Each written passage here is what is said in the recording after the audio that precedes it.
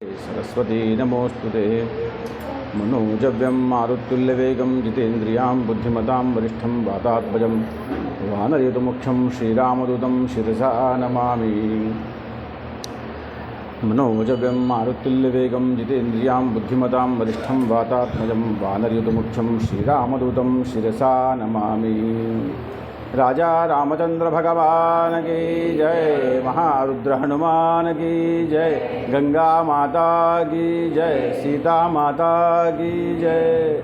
సీతాయశ్చరితం మహత్ అని చెప్పిన రామాయణకి ఒకటే పేరు. రామాయణకి రామాయణము, తర్వాత పౌలస్త్య వధ, మూడో పేరు సీతాయ చరితం మహత్ అని పేరు. మూడు పేర్లు రామాయణానికి, ఒకటి కాదు.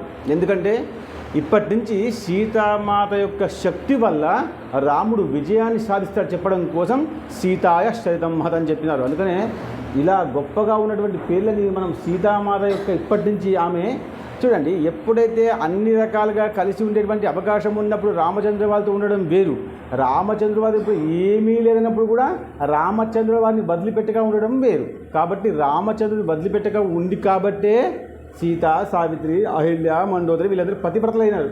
ఎలా ఉన్న పరిస్థితి అసలు బాగున్నప్పుడు ఎలాగ ఉంటారు, బాగులేనప్పుడు తోడుగా ఉండేవాడే గొప్పవాడు. కాబట్టి ఆ సీతామాతకి చాలా గుర్తింపు, గౌరవం ఈ రోజు నుంచి ఉంది చూడండి బాగా. కాబట్టి నేను మనం చెప్పుకున్న ప్రకారంగా భరద్వాజముని యొక్క ఆశ్రమంలో వాళ్ళు ఆగారు. అక్కడి నుంచి ఆ యొక్క శృంగభైరపురానికి గుహుడు వచ్చేశాడు.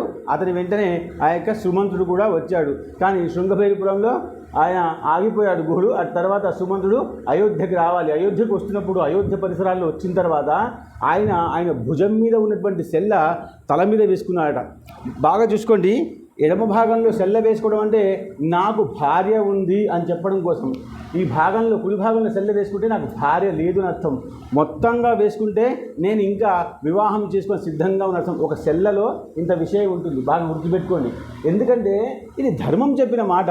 అందుకనే సెల్లకి ఉన్నటువంటి తోపుకి ఉన్నటువంటి వస్త్రాలకి కిరీటానికి ఇంత విలువ ఉంటుంది. ఆ విలువ మనకు రామాయణం చూస్తూ చూస్తూ చూస్తూ ఉంటే వస్తుంది. అందుకనే ప్రతి ఒక్క అడుగు రాముని అడుగు ధర్మమే, ప్రతి ఒక్క మాట శాస్త్రమే అని చెప్పింది వాల్మీకి రామాయణం చెప్పి. కాబట్టి వాళ్ళు భారద్వాజంలో ఉన్నారు, వీళ్ళు వచ్చేసారు. ఇంకా సెల్ల పైనుంచి చెప్పుకొని మెల్లమెల్లగా వెళ్తుంటే అయోధ్య వాసులు అందరూ కూడా ఆయన చూసుకుంటూ, ఏమయ్యా అంటే నీకు ఏంటి భయం అంటే, నేను రాముణ్ణి వదిలిపెట్టి వచ్చాను కదా. రాముణ్ణి వదిలిపెట్టే కారణం నేను కూడా ఒకని. తల్లికి ఏముండేది, రాముడు వెళ్ళిపోవాలని ఆశ, తండ్రిది ఆజ్ఞ. కానీ గుర్రం మీద కూర్చోబెట్టి తీసుకుపోయింది నేను. కాబట్టి జనాలను నన్ను కూడా ఏమైనా అంటారేమని భయం. ఆ భయానికి ఏం సమాధానం చెప్పాలో బాధపడుకుంటూ సిగ్గుపడుకుంటూ నేను ఆపలేకపోయాను. నాకు కూడా వంతు ఉంది, రాముడు కూడా నావాడు, ఇంత ప్రేమించేవానికి సాధ్యం కాదని చెప్పేసి సెల్ల వేసుకొని వస్తున్నాడట. కొంచెం దూరం పోయిన తర్వాత ఇంకా ఆయన యొక్క రాజ్యం దగ్గర అంతఃపురం దగ్గరికి వస్తున్నాడు. దశరథ మహారాజు నేను చెప్పుకున్నాను అప్పటికే ఆ యొక్క కైక అంతఃపురం నుంచి ఆ యొక్క సుమిత్ర కౌసల్య యొక్క అంతఃపురానికి వచ్చాడు. ఇక్కడ మాట్లాడుతుంటే ఈయన అంతఃపురానికి లోపలికి వెళ్దామా వద్దా అన్న ఆలోచనతో ఉన్నాడు. ఎందుకంటే రాజు వదిలిపెట్టమని చెప్పినాడు, నేను వెళ్ళి వదిలిపెట్టేసని చెప్పాలి, నా పని ఇంతవరకే.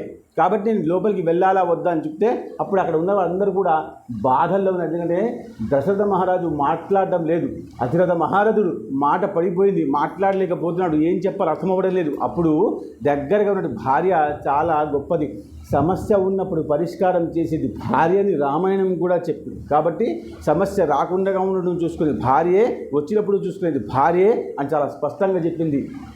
అప్పుడు కౌసల్యమాతని దగ్గరగా తీసుకొని, అయ్యిందేదో అయిపోయింది, తప్పు జరిగిపోయింది, మీ బాధ్యత కాదు, మీరు వరం ఇచ్చారు, ఇలాంటి వరం కోరుకు మనకు తెలియదు, ఆమె ఎక్కడి నుంచో వచ్చింది, ఈమె కూడా ఎక్కడి నుంచో వచ్చింది, అందరూ కోడళ్ళు కూడా ఎక్కడి నుంచో వస్తారు. ఒక ఇంటికి అందరూ కోడలు కూడా ఎక్కడి నుంచో వస్తారు. కానీ ఏదో ఒక కొడుకు బాగు చేస్తుంది, ఏదో ఒక కొడుకు చెడు చేస్తుంది, ఏదో ఒకటి గట్టిగా మాట్లాడుతుంది, ఏదో సౌమ్యంగా ఉంటుంది. ఇది కర్మ అంటే కర్మానుసారంగా కొడుకు కూడా కర్మానుసారంగా పుడతాడు. కొడుకు పుట్టిన తర్వాత యుద్ధం చేయడానికి సిద్ధంగా ఉంటే ఆ కొడుకు పుట్టి కూడా ఉపయోగం లేదు. కారణజన్మ, కారకజన్మ, కామజన్మ జన్మలు 3 రకాలు. కాబట్టి కారణజన్ముడు రాముడు. కాబట్టి ఇలా జరుగుతుంది అనుకోలేదు అని మీరేం బాధపడకండి, మీరు ప్రశాంతంగా ఉండండి. ఇప్పుడు రాముడు వెళ్ళిపోయాడు కదా, రాముడు వెళ్ళిపోయాడు. మీరు ఆరోగ్యంగా ఉంటే దేశం బాగుపడుతుంది. ఇది అయోధ్య. అయోధ్య అంటే ఎవరు కూడా యుద్ధం చేసి గెలుచుకోలేనటువంటి పేరు దీనికి ఉంది. కాబట్టి మీరు అశక్తులైపోతే, నిశక్తులైపోతే మన అయోధ్య మీదకి దండయాత్రకు వచ్చి మన అయోధ్యని గెలుచుకొని పోతారు. కాబట్టి మీరు బాగుండండి అని ఎంత చెప్పే ప్రయత్నం చేసినా రాముడు వెళ్ళిపోయిన ఒకే ఒక్క బాధతో పూర్తిగా నిశ్చేష్టుడు అయ్యాడు. ఇంకా ఏం మాట్లాడలేదు దశరథ మహారాజు. మాట్లాడకపోయేసరికి ఆయనకు ఒక కథ దారిలోకి వచ్చింది.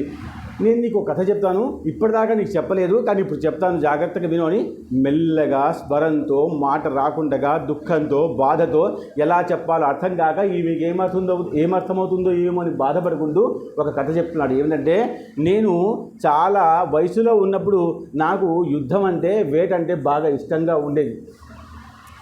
కౌసల్యమాత జాగ్రత్తగా విను, నాకు చాలా యుద్ధం అంటే బాగా ఇష్టంగా ఉండేది. నేను యుద్ధానికి వెళ్ళేవాడిని. వెళ్ళిన తర్వాత అక్కడ వేటాడడానికి వెళ్ళినప్పుడు, యుద్ధానికి వెళ్తే అందరికీ చంపేసేవాడిని. నాకు బాధగా అనిపించేది కాదు.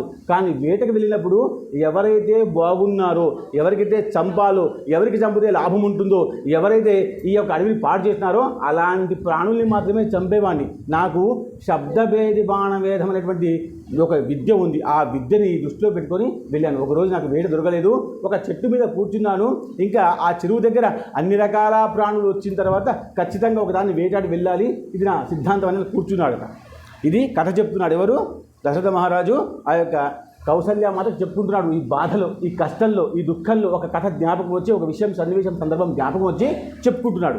చెప్తే ఆమె మెల్లమెల్లగా వింటుంది. వింటే నాకు రాత్రిపూట కనబడేది కాబట్టి సంధ్యా సమయం అయిపోయింది. కాబట్టి ఆ సంధ్యా సమయంలో ఆ చెరువు దగ్గరికి ఒక పిల్లవాడు వచ్చాడు. ఆ పిల్లవాడు వచ్చి దాంట్లో నీళ్లు తీసుకుంటున్నాడు. ఆ దాంట్లో చెరువులో నీళ్ళు తీసుకుంటే శబ్దం వచ్చింది. ఆ శబ్దానికి చూసి కనబడకుండా కూడా శబ్దభేద బాణాన్ని వేసే అలవాటు నాకు ఉంది. కాబట్టి ఆ శబ్దం దిక్కు నేను బాణాన్ని వేశాను.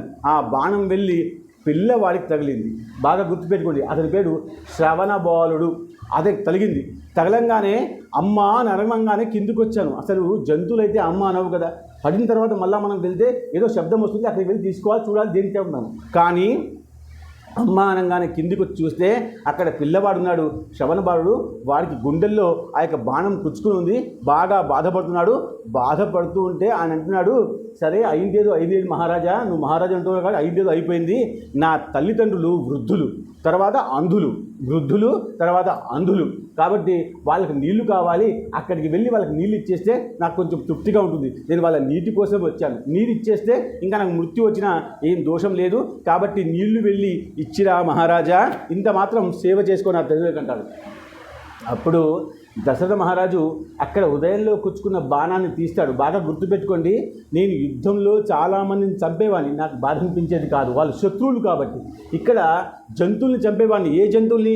వనాన్ని నాశనం చేసే జంతువులు చంపేవాడిని. అప్పుడు కూడా నాకు బాధ అనిపించేది కాదు.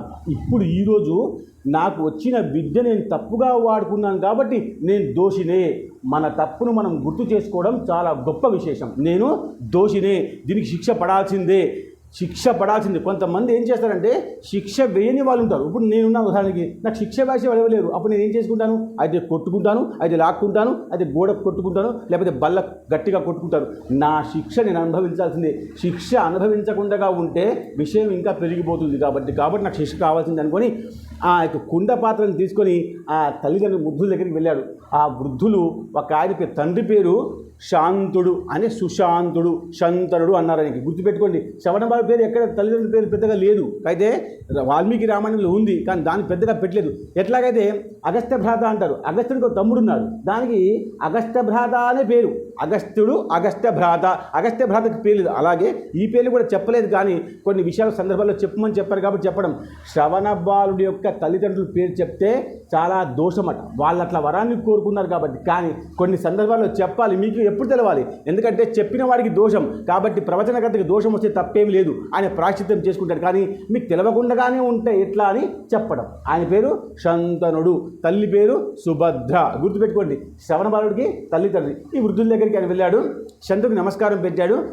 ఎప్పుడైతే నమస్కారం పెట్టి అక్కడికి అడుగులు వేసుకుంటూ వెళ్ళాడో బాగా గుర్తుపెట్టుకోండి, అప్పుడే ఆ యొక్క వృద్ధుడు, ఆ తల్లిదండ్రులు ఆ పాదాల యొక్క ఆ అడుగులు జాడలను చూసి గుర్తుపట్టేస్తారు. ఈయన మావాడు కాదు. గుడ్డి వాళ్ళకి కొంచెం ఎక్కువగా తెలుస్తుంది ఎవరు మావాడు ఎవరు మావాడు కాదు అని అప్పుడే తెలిసిపోతుంది.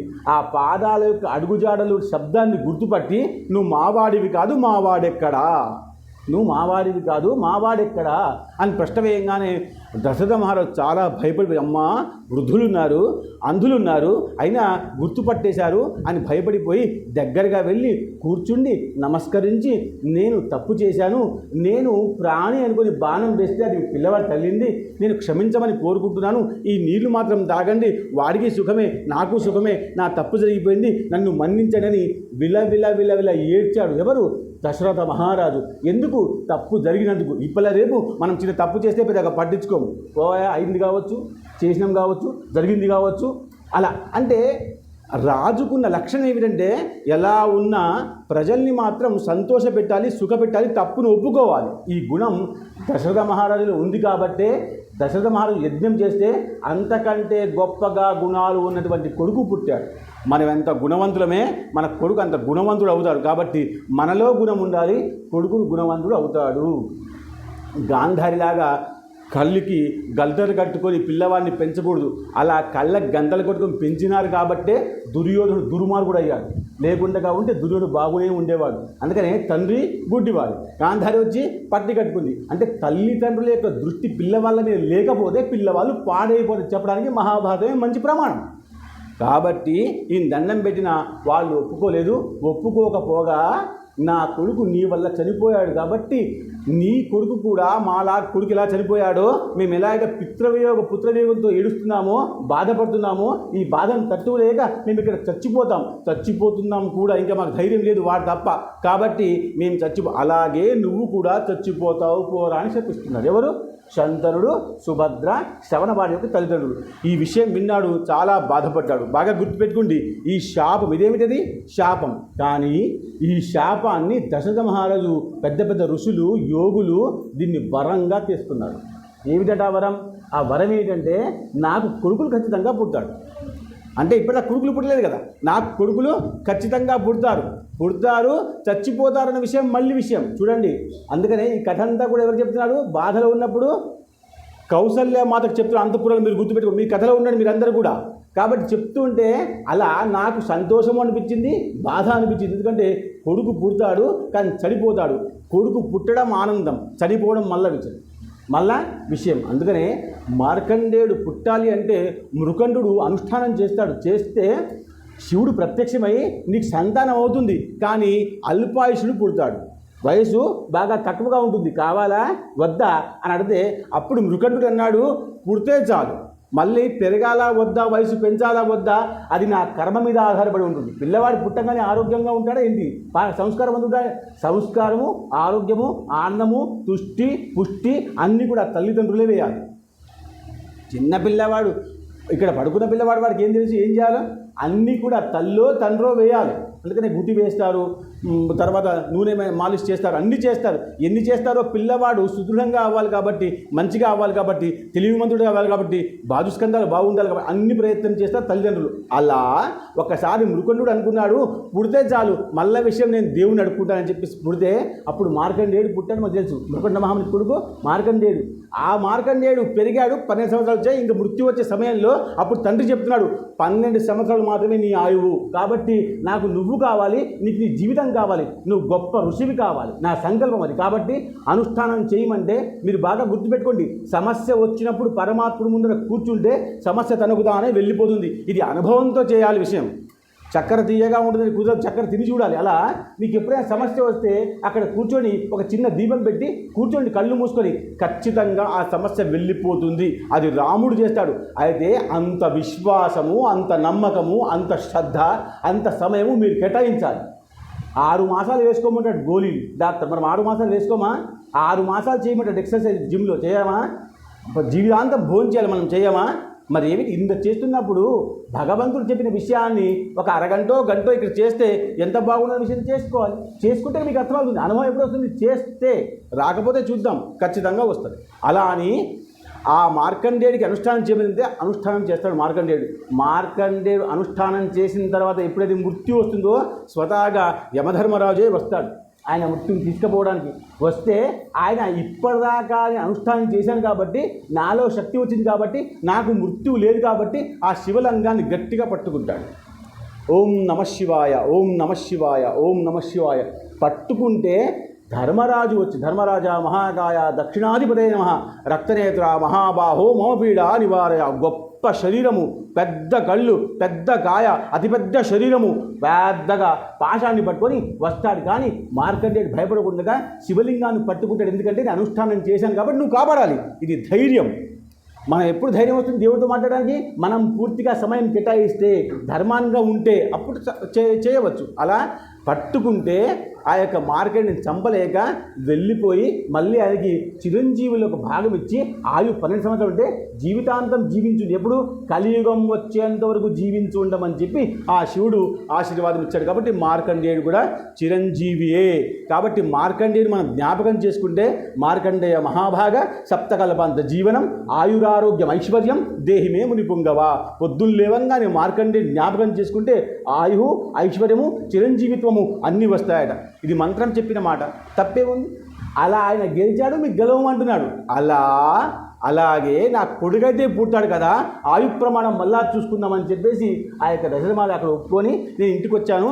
ఇంటికి వచ్చిన తర్వాత మళ్ళీ మనం అశ్వమేధ యజ్ఞం చేశాము, పుత్రకామేష్టి చేశాము, రాముడు పుట్టాడు. కానీ నాకు అప్పుడు ఆ శాపం వచ్చింది అని భార్యకు ఏడుచుకుంటూ చెప్తున్నాడు. అంటే నాకు సంతానము ఉంది, ఇప్పుడు నా పిల్లవాడు వియోగం కూడా అయిపోయింది కాబట్టి ఆ వియోగం వల్లే నాకు మృత్యువు కూడా ఉందేమో, నాకు ఇప్పుడు జ్ఞాపకం వచ్చింది. అప్పుడెప్పుడో చేసిన తప్పుకు మనకి ఇప్పుడు జ్ఞాపకం వస్తాయి కొన్ని విషయాలు. అప్పుడు తప్పు చేస్తే ఇప్పుడు శిక్ష ఉంటుంది కాబట్టి అప్పుడు నాకు మరణం వస్తుందేమో నాకు అనుమానంగా ఉంది అన్నాడు. అంటే ఆమెంది ఇంకా మీరు ఇప్పుడు ఇలా బాధపడ్డం తప్పే. ఇప్పుడు మీరు మహారాజు, ఇప్పుడు కొడుకు వెళ్ళిపోయాడు కాబట్టి ఈ విషయం మర్చిపోండి. ఇప్పటిదాకా నాకు చెప్పలేదు కదా, ఇప్పుడు కూడా చెప్పకపోయినా ఏం కాకపోయేది. కానీ చెప్తున్నారు, మీ బాధ పంచుకోవడం కోసం చెప్తున్నారు. చచ్చిపోయేటప్పుడు బెడ్ మీద ఉన్నప్పుడు చాలా తప్పులు ఒప్పుకుంటారు. అంతే, ఇలా జరిగింది, ఇలా అన్నీ ఒప్పుకుంటారు. ఎందుకంటే ఇప్పుడు మనకు పరమాత్ముడు కనబడుతుంటాడు కదా, యమధర్మరాజు కనబడుతుంటాడు కదా. కాబట్టి చాలామంది చూడండి, కొంచెం మతిస్థిమితం పోయిన తర్వాత చాలామంది మాట్లాడుతూ ఉంటారు, వాళ్ళే మాట్లాడతారు. కొందరికి మతిస్థిమితం పోతుంది, కొందరికి చెవులు పోతాయి, కొందరికి కళ్ళు పోతాయి, కొందరికి చేతులు కాళ్ళు పడిపోతాయి. అంటే ఒకవేళ అనాయాసం మనం రాకుండా ఉంటే అలాంటి వృత్తి ఎలా ఉంటుందంటే ఒక్కొక్క విషయం తగ్గుతూ ఉంటుంది. ఎలాగైతే వృద్ధాప్యం వస్తుందో అలాగలాగా మనలో ఉన్నటువంటి కర్మేంద్రియాలు పంచేంద్రియాలు పనిచేయకుండా ఉంటాయి. ఇది చెప్పిన శాస్త్రం చెప్పిన మాట. కాబట్టి ఇంకా నాకు మృత్యు ఖచ్చితంగా వచ్చేటట్టుందని భయపడ్డాడు. ఒక్కసారి వ్యక్తి భయపడిపోతే, గత విషయం జ్ఞాపకం వస్తే దాన్ని మళ్ళీ సరిదిద్దడానికి భార్య ఉండాలి. కానీ భార్య కూడా అశక్తురాలే. ఎంత చెప్పినా దశరథ మహారాజు అసలు వినట్లేదు. నేను చస్తాను అంటున్నాడు. అనగానే ఆ కొద్దిసేపట్లోనే ఆ యొక్క సుమంత్రుడు లోపలికి వచ్చాడు. అమ్మ నేను వచ్చానమ్మా అని చెప్పంగానే దశరథ మహారాజు పరిస్థితి అయిపోయింది. నువ్వు కూడా రాముని తీసుకుని వెళ్ళావు కదా, అయ్యా దశరథ ఇలా పడిపోయి ఉన్నాడు, ఈయన్ని ఏం చేద్దాం, ఎలా మాట్లాడదాం, ఎలా లేపుదాం, ధైర్యం ఎలా ఇద్దాం, నువ్వు మాట్లాడు సుమంత్ర, నువ్వు దగ్గరవాడు, మనకు నచ్చిన వాళ్ళు మాట్లాడాలి.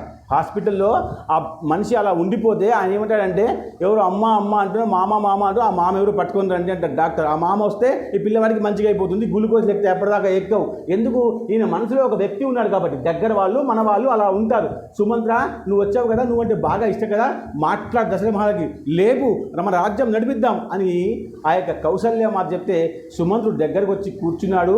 ఆ యొక్క పాదాల మీద చేపెట్టాడు. రాజా ఇంకా లేవండి, మనమంతా అయోధ్యను కాపాడుకోవాలి. భరతుడు అక్కడ ఉన్నాడు, యోధాజిత్తు దగ్గర ఉన్నాడు, అంటే తాతగారి దగ్గర ఉన్నాడు. రాముడా ఇలా వెళ్ళిపోయాడు, ఇంకా ఏం చేద్దామని చెప్తే అప్పుడు అన్నాడు, ఒక్క మాట చెప్పు సుమంత్ర, అసలు నా భర్తుడు నా యొక్క రాముడు అసలు నా గురించి ఏమన్నాడు ఒక్కసారి చెప్పు. ఎందుకంటే రథంలో నువ్వు మాత్రమే ఉన్నావు, రథంలో రామలక్ష్మణ సీతలు ఉన్నారు, వీళ్ళందరూ కూడా జనాలు అక్కడ ఉన్నారు, కానీ ఎవరికి మాట వినబడే అవకాశం లేదు. అప్పుడు రాముడు నా గురించి తప్పుగా మాట్లాడా?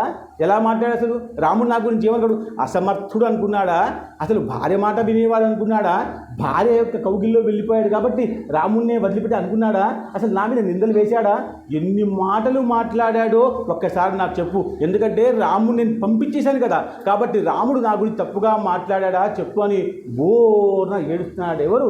దశరథ మహారాజు. ఎందుకు? నా కొడుకుని నేను పంపించేశానే, ఆపలేకపోయానే. అసలు రాముడికి నా మీద కోపం రాకుండా ఉంటే చాలు, నేను ప్రశాంతంగా చచ్చిపోతాను.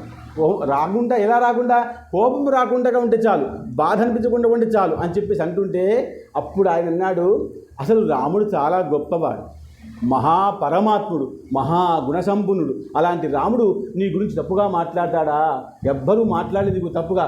అసలు అక్కడికి మేము వెళ్తున్నప్పుడు మా గుర్రాల కళ్ళలోంచి నీళ్ళు వస్తున్నాయి. బాగా వినండి. అంటే గుర్రాలు కూడా బాధపడుతున్నాయట ఆ రాముడిని వనవాసానికి వదిలిపెట్టడం కోసం. జనాలైతే ఎట్లాగో ఏడుస్తున్నారు, గుర్రాలకు కూడా. అంటే మృంగేది గరళమట, అంటే మృంగేది వాడు శివుడు, మృంగునది గరళమట. కాలకూట విషయం వచ్చినప్పుడు శివుడు లోపలికి వేస్తే ఈ కంఠం ఆ యొక్క విషయాన్ని ఆపేసుకుందట. అసలు కంఠానికి ఇష్టం లేదా లోపల దించడం. అంటే మన అవయవాలు కూడా మన గురించి మాట్లాడితే మన గురించి పనిచేస్తాయి. మృంగేడి వాడు శివుడు, మృంగునది గరళమట. కాబట్టి గరళం అంటే కంఠము, కంఠంలోనే ఆపేసుకొని ఆ యొక్క శక్తిని ఆపేసుకొని శివుణ్ణి ప్రాణంగా ఉంచింది ఎవరు? కంఠం. కాబట్టి నీలకంఠుడు అయ్యాడు. అలా ఆ గుర్రం కూడా, వ్యక్తి కూడా, అక్కడ ఉన్నటువంటి చెట్లు కూడా, చెట్ల మీద ఉన్న పక్షులు కూడా తక్కువగా మాట్లాడాయి. అసలు కిలబిల లేవు, చెట్లలో ప్రకాశం లేదు. అలా వెళ్తున్నాం మేము, మీ గురించి తప్పుగా ఏం మాట్లాడలేదు. ఏమన్నాడంటే నా తండ్రిని బాగా చూసుకోమని చెప్పాడు, అంతకంటే మీ గురించి ఏం చెప్పలేదు. దశరథ మహారాజా, మీరు మనస్ఫూర్తిగా ఉండండి, ఇంకా లేవండి, రాజ్యం చేద్దామని చెప్తే ఏ మాట వినట్లేదు. అవునా అవునా అని ఏడుస్తున్నాడు. ఏడుస్తుంటే అప్పుడు సుమంత్రుడు అన్నాడు, మరి ఇప్పుడు ఏం చేద్దామంటే, ఎలాగైతే కైక ఒక మాట అందో ఆ కైక మాట ప్రకారంగా భరతుడిని పిలిపించుకొని రండి, వారికి రాజ్యం ఇచ్చేసేద్దాం. నాకు శక్తి లేదు, నాకు రాముడు కావాలి, అయితే నేను రాముడి దగ్గరికి వెళ్ళాలి లేదా పరమాత్ముడి దగ్గరికి వెళ్ళాలి, నాకు రెండే రెండు మార్గాలు. కాబట్టి ఆ యొక్క భరతుడిని పిలిపించమని చెప్తే అప్పుడు ఆ యొక్క సుమంత్రుడు కొంతమంది నలుగురిని పంపించాడు. అంటే కైకేయ దేశానికి పంపించాడు. అక్కడ మామ దగ్గర ఉన్నాడు కదా భరతుడు, శత్రుఘ్నుడు భార్యలతో సహా అక్కడ ఉన్నారు కదా. పంపిస్తే వీళ్ళందరూ కూడా ఒక్కొక్క ఊరు దాటుకుంటూ వెళ్తే ఈ దాటుకుంటూ వెళ్తున్న సమయంలో వీళ్ళకి సమయం పడుతుందట. పడుతూ ఉంటే ఇక్కడ దశరథ మహారాజు రాత్రి చాలా బాగా మాట్లాడి, ఇంకా నేను రాజ్యాన్ని వదిలిపెట్టేస్తున్నాను, దేహాన్ని వదిలిపెట్టేస్తున్నాను, నాకు రాముడు తప్ప ఇంకో విషయం లేదు అని బాధపడుకుంటూ ఉండి రాత్రి ఎప్పుడో ఆయన ప్రాణాన్ని వదిలిపెట్టేశాడు. దశరథ మహారాజు చనిపోయాడు.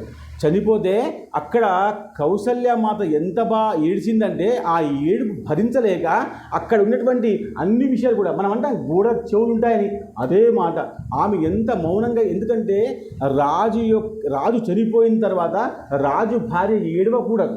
ఏడిస్తే శత్రువులకు తెలిసిపోతుంది. మొదలు ఎవరు తెలుస్తుంది? శత్రువులకి. శత్రువులు తనకు తాను అప్పటికప్పుడే రాజు లేని రాజ్యాన్ని ఎవరైనా కైవసం చేసుకోవచ్చు. రాజు లేని రాజ్యాన్ని ఎవరైనా కైవసం చేసుకోవచ్చు.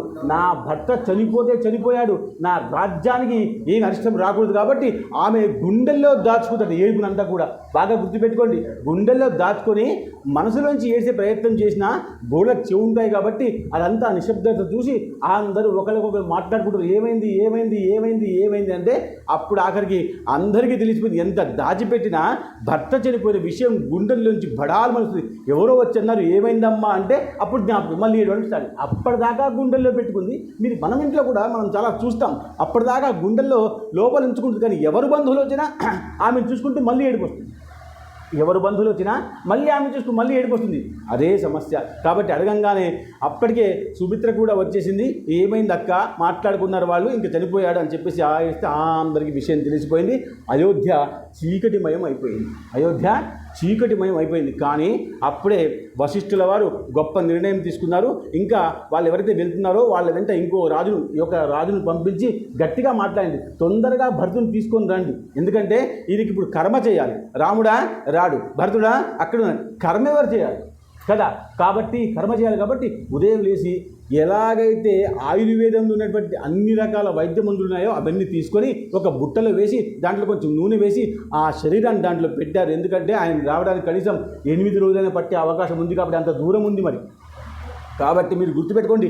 ఇప్పుడేమో మనం గాజు సీసాల్లో పెట్టేస్తున్నాం శవం, అప్పుడు కూడా ఈ విషయం ఉండేది. ఎందుకంటే శవానికి అగ్ని సంస్కారం చేయాలి కదా, కాబట్టి అలా పెట్టేసి వశిష్ఠుడు పంపిస్తే ఎవరైతే వెనక నుంచి వెళ్ళారో వాళ్ళు తొందరగా వెళ్ళారు. ఎందుకంటే వాళ్ళకు తెలియదు, మొదలుగా వెళ్ళిన తెలియదు ఏమని దశరథ చనిపోయాడని, కానీ తెలుసు కాబట్టి అప్పుడు వీళ్ళ యొక్క వేగాన్ని పెంచేశారు. మనకు సమస్య ఉన్నప్పుడు ఒక రకంగా వస్తాం, సమయం అయిపోతే ఒక రకంగా వస్తాం. మా తాయి ఫోన్ చేసింది వెయిట్ చేస్తామని కొంచెం తొందరగా వచ్చినాం అంటే ఎలా ఉంటుంది? ఎలాగైతే అలాగా మనం కొంచెం మన యోగాన్ని మన వేగాన్ని పెంచుకుంటాం. అలా పెంచుకున్నాడు, వెళ్ళారు. అక్కడికి వెళ్ళిన తర్వాత అక్కడ వీళ్ళు ఎవరైతే అక్కడి దాకా వెళ్తున్నారో అక్కడ చూస్తున్నారు. ఆ కైకేయి దేశంలో భరతుడు పిల్లవాళ్ళతో ఆడుకుంటున్నాడు. ఆడుకుంటుంటే చూశాడు. చూసి ఆ భరతుడి దృష్టి కూడా వీళ్ళ మీద పడింది. పడంగానే చూస్తున్నాడు, ఆహా వీళ్ళు మా అయోధ్య నుంచి వచ్చారు, ఎందుకో వచ్చి ఉంటారు. అరే నాకు కూడా నేను రాత్రి కలపడిందిరా, ఇది స్వప్న శాస్త్రము, నిన్న చెప్పింది వృక్షశాస్త్రము, అందరి ముందు చెప్పింది శకున శాస్త్రము, ఇవాళ స్వప్న శాస్త్రము. భరతుడు అంటున్నాడు, నాకు కూడా రాత్రి కలపడింది, నేను ఏదో బురదలో పడ్డట్టుగా అయిపోయింది. బురదలో నేను పడ్డం అంటే నా నాన్నకి ఏదో జరగడం నాకు అనిపించింది అని చెప్తూనే ఉన్నాడు. అప్పటికే వీళ్ళు లోపలికి వెళ్ళి దగ్గర దాకా వెళ్ళి, భరత మీకు వశిష్ఠుల వారు రమ్మన్నారు, మీరు తొందరగా తమ్ముడిని తీసుకొని రండి అని చెప్పారు తప్ప వాళ్ళకి ఏ విషయము చెప్పలేదు. అశుభవార్త శుభవార్తలు చెప్పే సమయాలు ఉంటాయి. అలా ఎప్పుడంటే అప్పుడు టక్మని ఫోన్ చేసి చెప్పకూడదు. ఇప్పుడు ఫోన్లు వచ్చినాయి కాబట్టి చెప్పేస్తున్నారు. తింటూ ఉంటే అశుభవార్తలు చెప్తారు, చెప్పకూడదు. ఇంట్లో కార్యక్రమం ఉంటే చెప్పకూడదు. అందుకని మనం పూజ చేస్తున్నప్పుడు ఏదైనా వివాహం ఉంటే దేవతా ప్రతిష్ఠాపన చేస్తాం. దేవతా ప్రతిష్ఠ చేసిన తర్వాత సూతకము అంటదు, జన్మశౌచము అంటదు, తర్వాత మృత్యు శౌచము అంటదు. ఇది శాస్త్రం చెప్పిన మాట. దుఃఖము బాధ ఉంటుంది కానీ కార్యక్రమం మాత్రం చేయవచ్చు. కానీ అలా చేసే శక్తి సమాధి ఇప్పుడు మనం మానసిక లేవు కాబట్టి మనం భయపడతాం. ఫోన్ అప్పుడే కింద పడిపోతుంది, కార్యక్రమం అంతా ఆగిపోతుంది. ఇలా చేయమని చెప్పలేదు. కాబట్టి వాళ్ళు ఏం చెప్పారు, వాళ్ళని తీసుకొని రా అని చెప్పంగానే సరే అని చెప్పేశారు. ఇంకా ఆ భరతుడు శత్రుఘ్నుడు ఆ మామ దగ్గర నుంచి, యోధాజిత్తుడు మామ పేరు, ఆయన దగ్గర ఎన్నైతే వాళ్ళు మామ దగ్గర నుంచి తాత దగ్గర నుంచి చాలా వస్తువులు స్వీకరించవచ్చు. రామాయణ కాలం నుంచి ఉంది. ఎన్నో వస్తువులు, ఎన్నో గుర్రాలు, ఎంతో బంగారం, ఎంతో అన్ని ఏనుగులు అన్ని మామ ఇచ్చేశాడు. ఎందుకంటే చావు వార్తకి తెలియదు కదా, కాబట్టి మళ్ళీ వెళ్ళిపోతుంది కాబట్టి అన్ని ఆ యొక్క బహుమానాలు ఇచ్చేశాడు. అవన్నీ తీసుకొని మెల్లగా వాళ్ళు వస్తున్నారు. చావు కబురు ఇంకా వాళ్ళకి చెప్పలేదు కాబట్టి వీళ్ళేమో తొందరగా ముందుకు వస్తున్నారు, వాళ్ళేమో మెల్లగా వస్తున్నారు. ఒక దగ్గర ఒక పెద్ద చెరువు కనబడింది భరతుడికి. కనబడితే ఆ చెరువు దగ్గర చెట్టు మీద చిలుకలు చాలా బాగా అందంగా నాట్యం నృత్యం చేస్తున్నాయట. అక్కడే ఆగిపోయాడు భరతుడు. 2 రోజులు అక్కడే ఉండిపోయాడు. ఎందుకంటే అందాన్ని చూసుకుంటూ ఉండిపోవచ్చు, సౌందర్యాన్ని చూసుకుంటూ ఉండిపోవచ్చు, మనకు మనసును ప్రశాంతంగా పెట్టే ప్రాంతంలో ఉండిపోవచ్చు. ఇంకా సమస్యలు తెలియదు కదా అప్పటికి. కానీ అప్పటికి ఆయన అన్నాడు, అయ్యా తొందరగా రండి, వశిష్ఠుల వారు మీ గురించి ఏం చేస్తున్నారంటే అప్పుడు 2 రోజులు మళ్ళీ వస్తారు. వచ్చేసరికి 8 రోజులు అయింది. ఆ 8 రోజులకు శవం అట్లాగే ఆ యొక్క పేటికలో ఉంది. కానీ ఈయన వచ్చి రాగానే అయోధ్యలో ఎప్పుడైతే మొదలుపెట్టాడు భరతుడు, పెట్టి చూస్తే అక్కడ అయోధ్యలో ఎక్కడ కూడా దీపం లేదు, ధ్వజం లేదు, కాలుపు లేదు, ముగ్గులు లేవు, ఏమీ లేవు. ఎక్కడో అనుమానం వస్తుంది. అనుమానం రావడం అంటేనే మనసు శంకించడం, శంకించిందా ఖచ్చితంగా దోషం వస్తుంది. ఇంకా శంకించాడు. శంకించిన తర్వాత నేరుగా కైక అంతఃపురానికి వెళ్ళాడు. మీరు ఒక్కసారి గుర్తుపెట్టుకోండి, భర్త చనిపోయిన తర్వాత చాలామంది తెల్ల బట్టలు వేసుకుంటారు, అవునా కదా? భర్త చనిపోయిన తర్వాత తెల్ల బట్టలు వేసుకోవడం కారణం ఏమిటంటే రామాయణం ద్వారా మనం తెలుసుకోవాలి. తెల్ల బట్టలు వేసుకోవడం వల్ల ఏమిటి అర్థం అవుతుందంటే, తెల్ల బట్టలు శాంతికి చిహ్నము. తెల్ల బట్టలు ఏమిటి? శాంతికి. ఇక్కడి నుంచి నేను శాంతంగా ఉంటాను. దాని తర్వాత ఏమిటి? కొత్త జీవితము. నా భర్తతో ఉన్నటువంటి జీవితం వేరు, ఇప్పుడు కొత్త జీవితము నా భర్తతో లేదు కాబట్టి నా జీవితంలో రంగులేమీ లేవు, నా జీవితంలో పెద్దగా సంతోషమేమీ లేదు.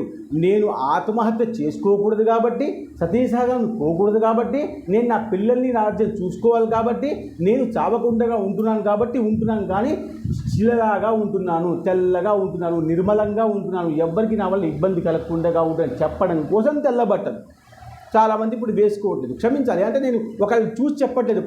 ప్రవచనం సందర్భానుసారంగా వాళ్ళ ప్రకారంగా వస్తాయి. నా మీద నన్ను అంటున్నారేమో అన్న విషయం లేదు.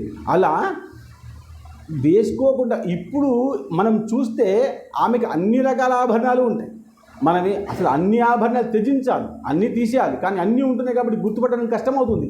కాబట్టి ఈయన కూడా భర్తుడు వెళ్ళి కైకను చూశాడు, కానీ ఆమె దగ్గర తెల్ల బట్టలు లేవు, బొట్టు తీసింది లేదు. ఎందుకంటే ఆమెకి ఏ రకమైన బాధ లేదు. ఎందుకంటే నా కొడుకు రాజు అవుతున్నాడు ఆనందంగా ఉంది తప్ప భర్త పడిన దుఃఖం ఆమెకి లేదు. కాబట్టి ఆమె అంతఃపురం నుంచి ఇక్కడికి ఇంకా రాలేదు. దశరథ మహారాజు దగ్గర కూడా ఆమె రాలేదు, ఇంకా ఆ శవం దగ్గర కూడా రాలేదు. ఆమె అక్కడే ఉండిపోయింది. ఆ యొక్క భర్తుడు చూశాడు, చూసి అమ్మ ఏమైందమ్మా అని చెప్తే అప్పుడు అమ్మ ఏమంటుందంటే ఇదంతా ఏదో చిన్న విషయం జరిగిపోయిందిరా, ఆ దశరథ మహారాజు అలా చనిపోయి ఉండి ఉంటారు, అంటే 3 సంవత్సరాలు ఉన్నారు అప్పటికి, ఇంకా ఆమె తెలియదు కాబట్టి 3 సంవత్సరాలు ఉండి ఉన్నారు.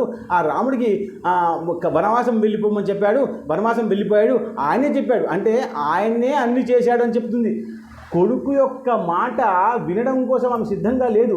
కొడుకుకి అన్నీ చెప్తుంది, ఏమని, నువ్వు రాజు అవుతున్నావు ఇక్కడి నుంచి, ఆయన వెళ్ళిపోయాడు, ఈయన చనిపోతున్నాడు, కాబట్టి నువ్వే రాజు, నాకు కూడా సంతోషంగా ఉంది చెప్తే భరతుడు అసలు అందుకనే రఘుకులంలో పుట్టిన వాళ్ళందరూ కూడా గొప్పవాళ్ళు, ఒక్కళ్ళకంటే ఒక్కళ్ళు గొప్పవాళ్ళు. కాబట్టి భరతుడు అన్నాడు, నాకు రాజ్యం వద్దమ్మా, ఏమైందో మొదలు చెప్పు అంటే అప్పుడు చెప్తుంది, నీ తండ్రి స్వర్గంపై ఉంటాడు, ఒకసారి వెళ్ళి చూద్దామంటే నిజంగా వెళ్ళి చూస్తే స్వర్గంపై ఉన్నాడు అక్కడ. అందరూ బాధపడ్డారు. అప్పుడు ఆ కైకను తీసుకొచ్చి, అమ్మా నువ్వు అమ్మవు కాదు, నువ్వు దుష్టురాలివి, ఇంకా ఎంత చండాలంగా ఉన్న పదాలు వాడవచ్చు, తప్పు లేదన్నాడు వాల్మీకి ఋషి. కాబట్టి చాలా బాగా తిట్టాడు. ఇంకా అయిపోయింది, ఇంకా నువ్వు తల్లివి కాదు, నువ్వు నా దృష్టిలో చనిపోయినట్టు, నువ్వు నా దృష్టిలో చనిపోయినట్టే అని శపథం చేసి అక్కడి నుంచి వస్తుంది. దానికి కారణం ఎవరంటే మంత్రాన్ని చెప్పంగానే ఆ యొక్క శత్రుఘ్నుడు ఆ మంత్ర యొక్క వెంట్రుకల్ని పట్టుకొని లాక్కొచ్చి కొట్టే ప్రయత్నం చేస్తే అప్పుడు భరతుడు ఆపేశాడు. అక్కడ రాముడు శాంతుడు, లక్ష్మణస్వామి మహా కోపం. ఇక్కడ భరతుడు శాంతము, శత్రుఘ్నుడు మహా కోపం. మంత్రాన్ని పట్టుకుంటే అప్పుడు భరతుడు అన్నాడు, నీకు రాముడు చెప్పిన మాటలు జ్ఞాపకం లేవా? స్త్రీని ముట్టకూడదు, స్త్రీని పట్టకూడదు, స్త్రీని శిక్షించకూడదు, నీకు తెలవదా?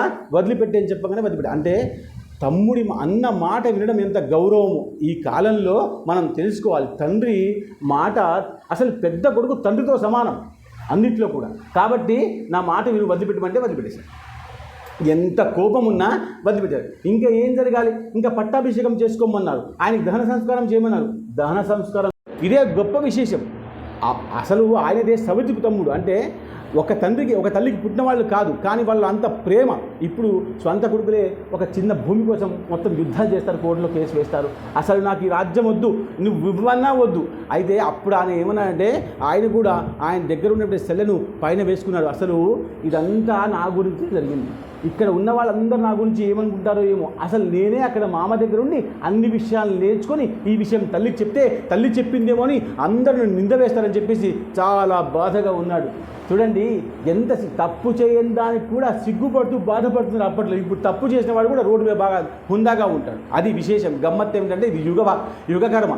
కాబట్టి ఆయన సెల్ల వేసుకున్నాడు. అప్పుడు వశిష్ఠుల వారు వచ్చి, నువ్వు చాలా గొప్పవాడివయ్యా, నీ కోసం ఇంత తతంగా జరిగింది, నీకు రాజ్యం కావాలి కాబట్టి నువ్వే రాజ్యం వద్దంటున్నావు. అసలు నువ్వే రాజ్యం వద్దంటే ఇంకా విషయమే లేదు. కానీ ఇప్పుడు రాజరికం నడవాల్సింది ఎట్లా? ఇప్పుడు ఈ అయోధ్య నడవాల్సింది ఎట్లా? కాబట్టి నువ్వు ఉపాయం చెప్పు, నువ్వు మంచి వాడివే, నేను ఒప్పుకుంటానని చెప్పగానే అప్పుడు వశిష్ఠుడికి పాదావధనం చేసి, ఇప్పుడు ఏం చేద్దామంటే మనం అందరం వెళ్ళి ఆ యొక్క రామచంద్రవాన్ని తీసుకొద్దాం రండి అని చెప్పి అందరిని పిలిచినాడు. చూడండి, మనిషి ఎక్కడో ఫోన్లో మాట్లాడుకోవడం, దూరం నుంచి మాట్లాడుకుంటారు. వ్యక్తికి ప్రత్యక్షంగా వెళ్ళి మాట్లాడితే ఆ ఆవభావాల వల్ల నిజం బయటపడుతుంది. కళ్ళతో ఒక మాట, నోటితో ఒక మాట, సైగలతో ఒక మాట, ఇన్ని మాటలు చేయవచ్చు.